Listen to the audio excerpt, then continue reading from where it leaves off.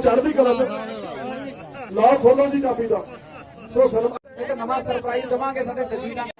1 साल हो गया सी मोर्चे में चलते रहे सीगे पिंडों विच एक दूजे तलदे 1 साल हो गया सी मोर्चे में चलते पिंडों विच सी एक दूजे ताई गलदे पर के डरा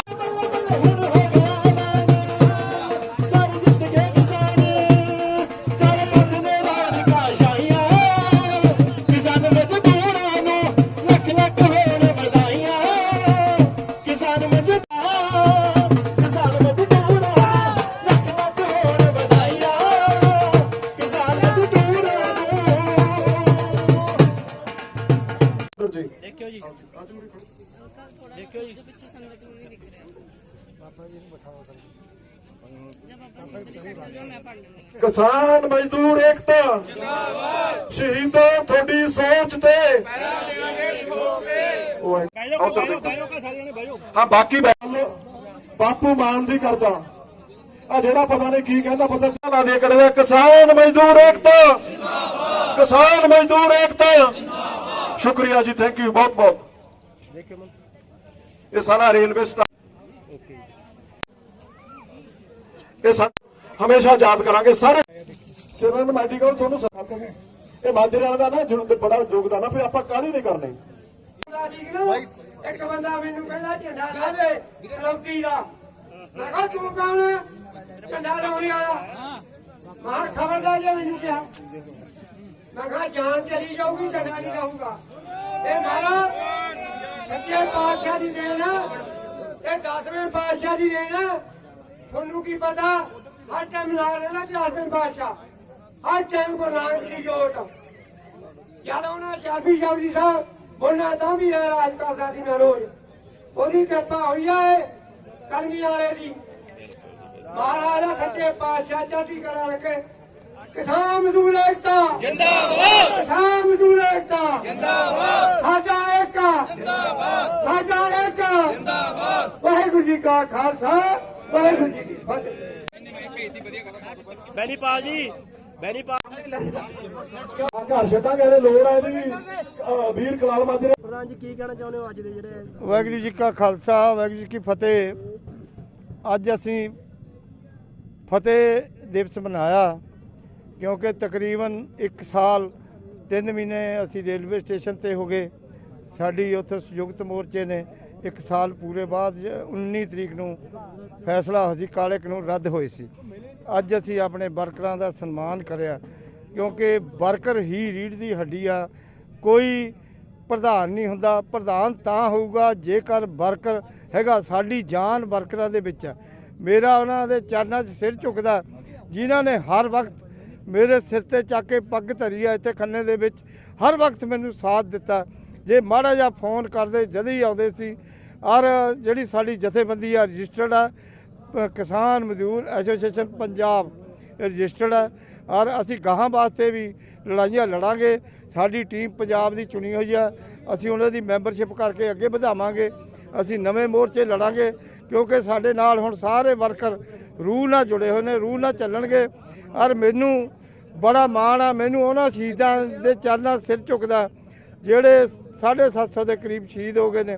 और साडे इलाके दे विच भी कई शहीद होए ने। बड़ी जानी मतलब दुख है पर करिए कि जा डुलदा खून शहीदां दा तकदीर बदलदी कौमां दी।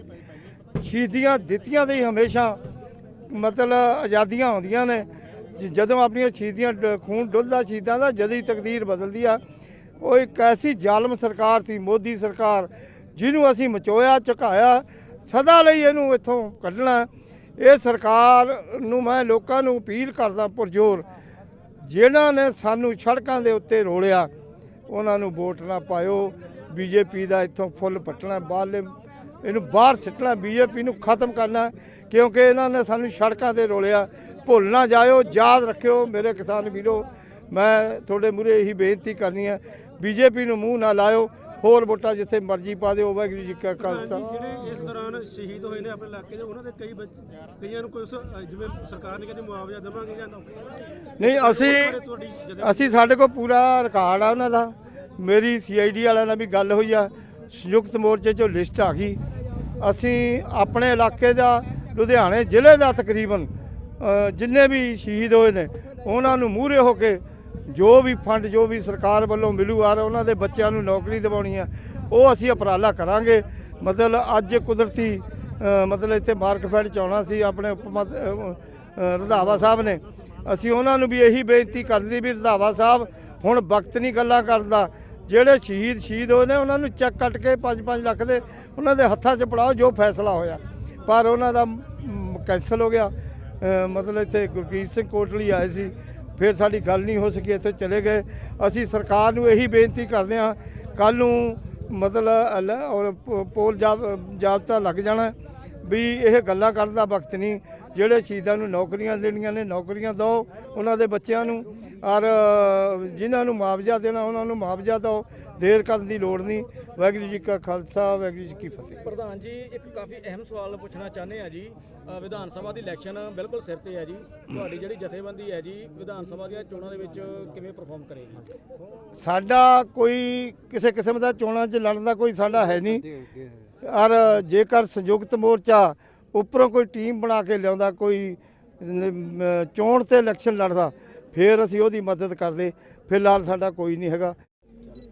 ਸਵੈਜ ਕੀ ਕਹਿਣਾ ਚਾਹੁੰਦੇ ਹੋ ਅੱਜ ਜਿਹੜਾ ਦੇਖੋ, ਪਹਿਲਾਂ ਤਾਂ ਮਾਲਕ ਦਾ ਸ਼ੁਕਰਾਨਾ ਕੀਤਾ, ਇਹ ਫਤਿਹ ਹੋਈ ਆ ਦਿੱਲੀ ਮੋਰਚੇ ਦੀ, ਕਿਸਾਨਾਂ ਦੀ, ਮਜ਼ਦੂਰਾਂ ਦੀ, ਇਹਦੀ ਫਤਿਹ ਹੋਈ ਆ, ਇਹਦਾ ਸ਼ੁਕਰਾਨਾ ਕੀਤਾ। ਉਸ ਤੋਂ ਬਾਅਦ ਤੁਹਾਡਾ ਮੀਡੀਆ ਦਾ, NRI ਵੀਰਾਂ ਦਾ, ਕਲਾਕਾਰਾਂ ਦਾ, ਜਨ ਦਾ ਜਨ ਅੰਦੋਲਨ ਆ ਜਿਹੜੇ ਸਾਰੀ ਦੁਨੀਆ ਦੇ ਵਿੱਚ ਚੱਲਿਆ, ਇਹ ਜਿੱਤ ਹੋਈ ਆ। ਕਾਨੂੰਨ ਰੱਦ ਕਰਾਇਆ, ਇਤਿਹਾਸ ਲਿਖਿਆ ਗਿਆ, ਸੁਨਹਿਰੀ ਪੰਨਿਆਂ ਦੇ ਵਿੱਚ ਲਿਖਿਆ ਆ। ਇੱਕ ਇੱਕ ਗੱਲ ਤੇ ਵੱਡੀਆਂ ਵੱਡੀਆਂ ਕਿਤਾਬਾਂ ਲਿਖਣਗੀਆਂ, ਫਿਲਮਾਂ ਬਣਨਗੀਆਂ। ਹੁਣ ਸਮਾਂ ਇਹ ਆ ਜਿਹੜੇ ਸ਼ਹੀਦ ਹੋਏ ਆ ਪਰਿਵਾਰ, ਉਹਨਾਂ ਦੀ ਸਾਰ ਲਈਏ, ਉਹਨਾਂ ਨੂੰ ਸੰਭਾਲੀਏ। ਉਸ ਤੋਂ ਅੱਗੇ ਜਿਹੜੀ ਹੋਰ ਗੱਲ ਆ, ਜਿਵੇਂ ਤੁਸੀਂ ਗੱਲ ਆਉਣ ਵਾਲੀ ਇਲੈਕਸ਼ਨ ਦੀ ਕਰਦੇ ਸੀਗੇ, ਪਰਮਾਤਮਾ ਅੱਗੇ ਇਹੀ ਅਰਦਾਸ ਕਰਦੇ ਆ ਜਥੇਬੰਦੀਆਂ ਇਕਮੁੱਠ ਰਹਿਣ, ਇਕਮੁੱਠ ਹੋ ਕੇ ਕਿਸੇ ਮੰਚ ਤੋਂ ਕਿਸੇ ਢੰਗ ਨਾਲ ਜਿਵੇਂ ਵੀ ਹੁਕਮ ਕਰਨਗੇ ਉਹ ਕਰਨਗੇ, ਕਿਉਂਕਿ ਬਾਰ-ਬਾਰ ਸਮਾਂ ਨਹੀਂ ਆਉਣਾ। ਬੜਾ ਵਧੀਆ ਪਲੇਟਫਾਰਮ ਹੋ ਰਿਹਾ, ਆਮ ਨੌਜਵਾਨ ਮੂਹਰੇ ਆਉਣ। ਨੌਜਵਾਨ ਵੀਰੋ, ਤੁਸੀਂ ਮੂਹਰੇ ਆਓ। ਇਹ ਜੋ ਗੰਦਮੰਦ ਪਿਆ ਹੈ 70 ਸਾਲ ਤੋਂ, ਇਹਨੂੰ ਛਾਂਟ ਕੇ ਜੇ ਤੁਸੀਂ ਵਧੀਆ ਜ਼ਿੰਦਗੀ ਜਿਉਣੀ ਆਪਾਂ ਕਰ ਸਕਦੇ ਹਾਂ। ਨੌਜਵਾਨ ਸਾਰਾ ਕੁਝ ਕਰ ਸਕਦੇ ਆ, ਤੁਸੀਂ ਅਸੀਂ ਸਾਰਾ ਰਲ ਕੇ ਕਰ ਸਕਦੇ ਹਾਂ।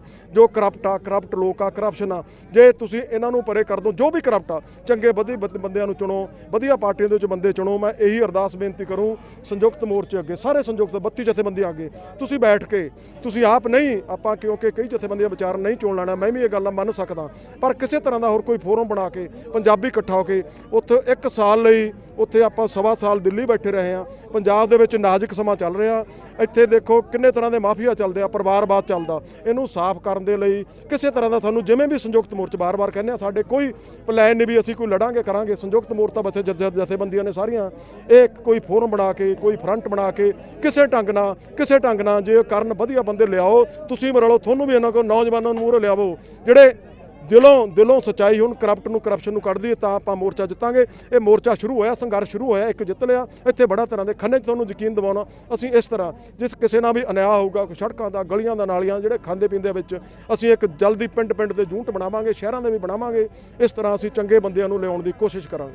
ਦਿਲਜੀਤ ਜੀ, ਇੱਕ ਸੈਂਟਰ ਸਰਕਾਰ ਨਾਲ ਤਾਂ ਲੜਾਈ ਜਿੱਤ ਲਈ ਆ ਜੀ ਹਾਂ। ਪੰਜਾਬ ਸਰਕਾਰ ਨੇ ਕਹਿੰਦੀ ਕਰਜ਼ਾ ਮਾਫੀ, ਹੋਰ ਗਦਾਵਰੀਆਂ ਹੋਈਆਂ, ਫਸਲਾਂ ਦੀਆਂ ਹੋਈਆਂ, ਉਹਦੇ ਬਾਰੇ ਅਜੇ ਤੱਕ ਕੋਈ ਉਹਦੇ ਬਾਰੇ ਜਥੇਬੰਦੀ ਬਿਲਕੁਲ ਨਹੀਂ ਹੋਇਆ, ਬਿਲਕੁਲ ਨਹੀਂ। ਜਥੇਬੰਦੀਆਂ ਨੇ ਹੁਣ ਮੀਟਿੰਗਾਂ ਇਹਨਾਂ ਬਾਰੇ ਵੀ ਇਹਨਾਂ ਵੱਲੋਂ ਕਰਦੇ ਆ, ਮੁੱਖ ਬਿਲਕੁਲ ਐਲਾਨ ਰਹੇ ਆ। ਮੈਂ ਕਹਿੰਦਾ ਬਿਲਕੁਲ ਐਲਾਨ ਰਹੇ ਆ, ਕੀ ਹੋਇਆ, ਕੀ ਕਰ ਲੈਣਗੇ। ਜਿਹਨੇ 4-5 ਸਾਲ ਨਹੀਂ, 10, 20, 70 ਸਾਲ ਨਹੀਂ ਕੀਤਾ, ਸਿਰਫ ਐਲਾਨ ਆ। ਕਿਉਂਕਿ ਹੁਣ ਜ਼ਿਆਦਾ ਆ ਯਾਰ, 5 ਸਾਲ ਆ, ਜਿੱਤ ਜੀ ਸਾਰ ਜਦੇ ਆਓ, ਚੰਡੀਗੜ੍ਹ ਬਹਿ ਕੇ ਕਿੱਥੇ ਬਹਿ ਗਏ। ਮੈਂ ਚਾਹੁੰਦਾ ਇਹੋ ਜੀ ਸਰਕਾਰ ਆਵੇ, ਇਹੋ ਜਿਹੇ MLA MP ਆਉਣ ਜਿਹੜੇ ਲੋਕਲ ਜਗ੍ਹਾ ਤੇ ਰਹਿਣ, ਇੱਥੇ ਰਹਿਣ, ਚੰਡੀਗੜ੍ਹ ਘੱਟ ਜਾਣ।